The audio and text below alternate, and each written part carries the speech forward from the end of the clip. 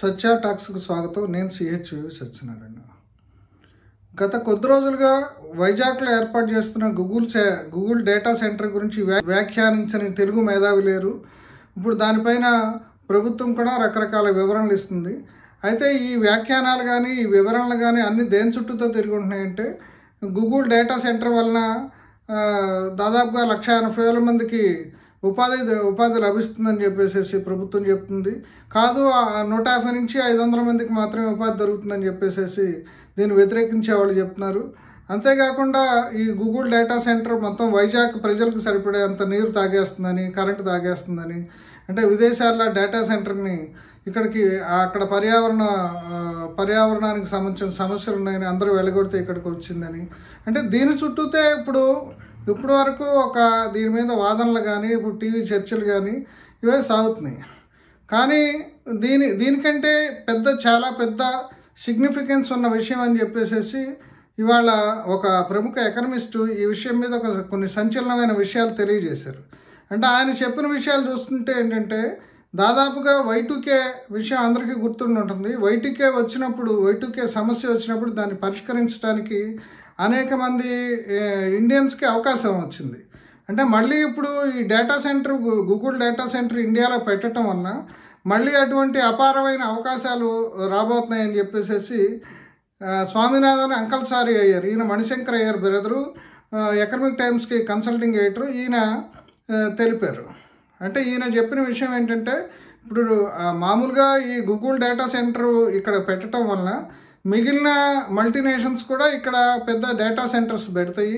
ఇప్పుడు రాబోయే కాలంలో జరిగే AI విప్లవానికి ఇప్పుడు ఇండియా ఒక కేంద్రం అవుతుందని చెప్పడమే కాకుండా, ఇప్పుడు ప్రతివాళ్ళు అనుకునేటట్టు ఇప్పుడు గ్లోబలైజేషను అనేది ఆగిపోయింది.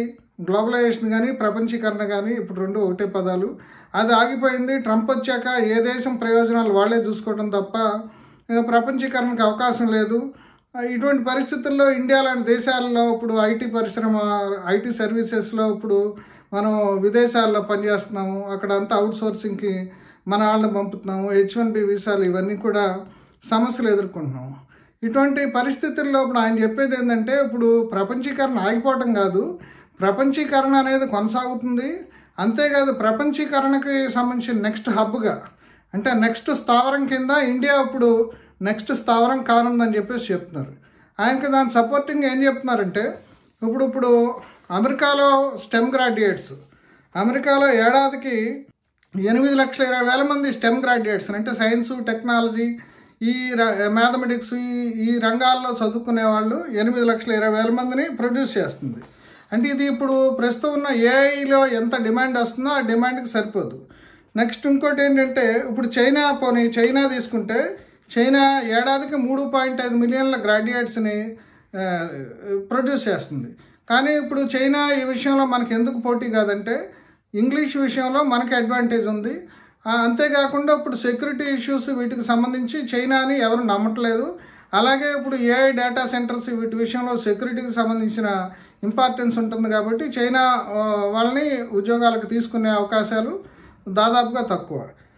ఇక ఇండియా విషయానికి వస్తే, ఇండియా ఇప్పుడు ఏడాదికి 2.5 మిలియన్ గ్రాడ్యుయేట్స్ని ప్రొడ్యూస్ చేస్తుంది. వీళ్ళందరికీ రీజనబుల్ ఇంగ్లీష్ వచ్చు. ఇప్పుడు మనకి ఐటీ సర్వీసులో మనం చైనాని అధిగమించామంటే కేవలం మనకి ఉన్న ఇంగ్లీష్ ఎంతో బ్రిటిష్ వాళ్ళు మిగిల్చిపోయినా వాళ్ళు నేర్పించిన ఇంగ్లీష్ వల్లనే మనం సర్వైవ్ అవుతున్నాం. అందుకని ఇదొక అడ్వాంటేజ్.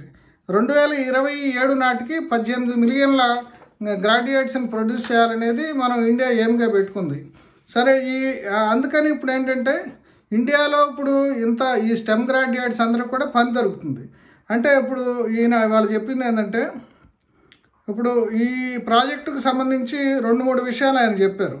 ఏంటంటే, ఒకటి, AI డేటా సెంటర్ ఇక్కడ గూగుల్ పెద్దది పెట్టడం అంటే వాళ్ళు నెక్స్ట్ ఇక్కడ ఏదో ఒక బ్రాంచ్ లాగానో ఇక్కడ ఏదో ఒక అవుట్సోర్సింగ్ సెంటర్ లాగా కాకుండా ఇక ప్రధాన స్థావరాన్ని ఏర్పాటు చేసే ఉద్దేశమే ఉంది ఇప్పుడు వాళ్ళకి అని చెప్పేసి చెప్తున్నారు.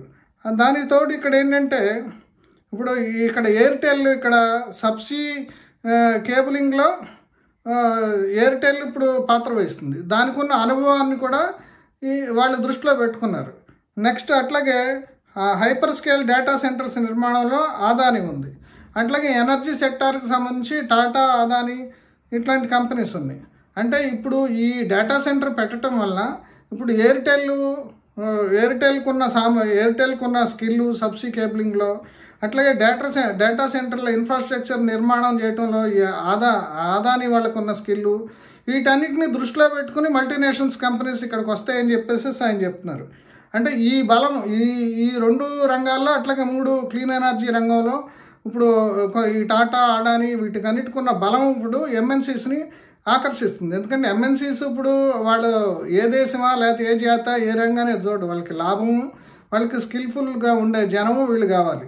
వాటికి సంబంధించి ఇక్కడ వాళ్ళకి అవకాశం లభిస్తుంది, కానీ వాళ్ళు వచ్చే అవకాశం ఉంటుంది. అంతేకాకుండా ఇప్పుడు ఆయన చెప్పేది ఏంటంటే, ఇప్పుడు డేటా సెంటర్స్ ఈ ఏఐకి సంబంధించిన దాంట్లో ఇంతకుముందు ఐటీ ప్రాజెక్ట్స్కి సంబంధించి 70% ఆన్ సైట్ అంటే అమెరికాలో జరిగేది, 30% ఆఫ్షోర్లో మనకు జరిగేది. ఇప్పుడు ఈ వర్క్ ఫ్లోలో తేడా ఎట్లా వస్తుందంటే, ఇప్పుడు 90% ఆఫ్షోర్లో అంటే 90% ఇండియాలో జరుగుతుంది, 10% మాత్రమే అమెరికాలో వర్క్ జరుగుతుంది. అంటే ఇప్పుడు మామూలుగా ఐఫోన్ల విషయం కూడా చూసుకుంటే, ఐఫోన్లకు సంబంధించిన సాఫ్ట్వేరు అవన్నీ అక్కడ చేస్తారు, మిగతా పార్ట్స్ అన్నీ కూడా చైనాలో తయారవుతుంది. అంటే టెక్నాలజీ వాల్యూ ఎక్కువ ఉన్నా సరే మిగతా పార్ట్ అంతా అక్కడ జరుగుతుంది. అట్లా ఇప్పుడు పని అనేది 90% ఆఫ్ ద వర్క్ ఇక్కడ జరిగే అవకాశం ఉందని చెప్పేసి చెప్తున్నారు. ఇప్పుడు ఈ అన్నింటినీ దృష్టిలో పెట్టుకుంటే ఇప్పుడు దీని ఇంపార్టెన్స్ ఏ స్థాయిలో ఉందనేది గూగుల్ సెంటర్కి సంబంధించి అర్థమవుతుంది. అయితే ఇప్పటి వరకు మనకున్న మేధావులు వీళ్ళ చర్చలన్నీ కూడా ఎంతసేపు ఉపాధి, కరెంటు అంటే అనుకూలంగా మాట్లాడేవాళ్ళు, వ్యతిరేకంగా మాట్లాడేవాళ్ళు కూడా. అట్లాగే ప్రభుత్వం తరఫున మంత్రి లోకేష్ కానీ చంద్రబాబు కానీ వాళ్ళు ఇప్పుడు మాట్లాడే మాటలు చుట్టూతో చర్చ ఎంతసేపు 1,80,000 మందికి ఉపాధి దొరుకుతుందా లేదా ఈ విషయాల మీదే. కానీ ఇప్పుడు నెక్స్ట్ ఇంకోటి ఏంటంటే, ఇప్పుడు అమెరికాలో ఇప్పుడు అమెజాన్లో కానీ లేదంటే మైక్రోసాఫ్ట్లో కానీ వీటన్నిటిలో ఇప్పుడు కంపెనీస్లో డేటా ఇంజనీర్లుగా మనాళ్ళు పనిచేస్తున్నారు. Data engineering, cloud infrastructure, cloud computing అనేది చాలా ఈ డేటా సెంటర్లకి కావాల్సిన సబ్జెక్ట్స్. ఇప్పుడు దాంట్లో ఉండేవాళ్ళు ఉద్యోగాలు పోతాయని భయపడుతున్నారు. అక్కడ వాళ్ళకి ఉద్యోగాలు పోవటమే కాకుండా ఇండియాలో ఇప్పుడు గూగుల్ అనేది పెద్ద ఈ డేటా ఇంజనీరింగు, క్లౌడ్ ఆర్కిటెక్చరు వీటిలో మన వాళ్ళందరికీ కూడా శిక్షణ తప్పనిసరిగా ఇచ్చే అవకాశం ఉంటుంది. అట్లాగే సెక్యూరిటీ, మోడల్ డిప్లాయ్మెంట్ వీటన్నిటికి సంబంధించి కూడా గూగుల్ వేలాది మందికి ఇక్కడ ట్రైనింగ్ ఇస్తుంది. అంటే ఇప్పుడు ఆర్టిఫిషియల్ ఇంటెలిజెన్స్ డేటా సెంటర్లకి సంబంధించిన మొత్తం స్కిల్స్, వాటికి సంబంధించిన అనుభవం ఉన్న కంపెనీలు ఇవన్నీ కూడా ఇక్కడ ఉండటం వల్ల ఇక్కడ మిగతా కంపెనీస్ కూడా ఇక్కడికి వస్తుంది.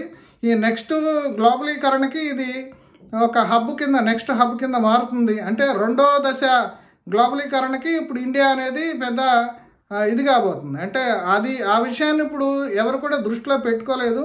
ఇప్పుడు ఇవాళ ఆయన చెప్పిన ఈ విషయం చూస్తుంటే ఇప్పుడు ఈ గూగుల్ సెంటర్ ఎంత సిగ్నిఫికెన్స్ ఉందనేది తెలుస్తుంది. అంటే ఇప్పుడు ఇంకొక విషయం కూడా ఆయన చెప్పాడు.